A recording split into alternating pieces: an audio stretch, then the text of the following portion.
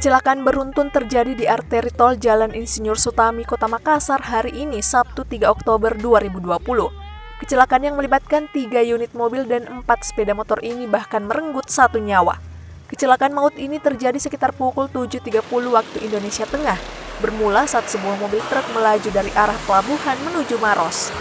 Namun di tengah-tengah perjalanan laju truk tiba-tiba tak terkendali hingga menyapu 2 mobil dan 4 sepeda motor. Dalam insiden maut ini, 4 pengendara sepeda motor menjadi korban. 1 diantaranya bahkan tewas di tempat lantaran terlindas roda truk naas tersebut. Informasi yang diperoleh, korban tewas tersebut adalah istri salah seorang anggota Polri. Korban sendiri mengalami luka parah pada bagian kepala. Sementara itu, pengemudi truk diketahui langsung melarikan diri pasca kejadian tersebut. Dugaan sementara penyebab kecelakaan naas itu lantaran truk mengalami remblong.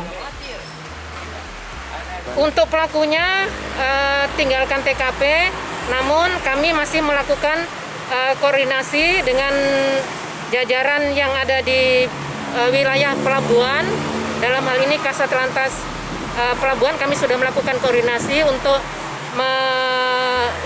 melakukan lidik kendaraan tersebut karena kendaraan arahnya asalnya dari pelabuhan. Untuk korban sendiri atas nama Ibu Sutriani.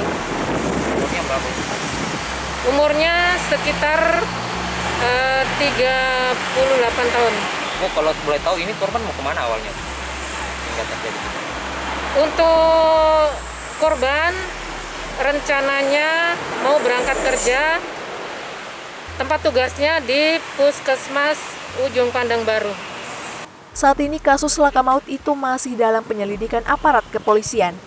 Aparat Satlantas Polrestabes Makassar juga telah berkoordinasi dengan Dinas Perhubungan untuk mengusut penyebab pasti kecelakaan. Sementara pengemudi truk masih dalam proses pengejaran polisi.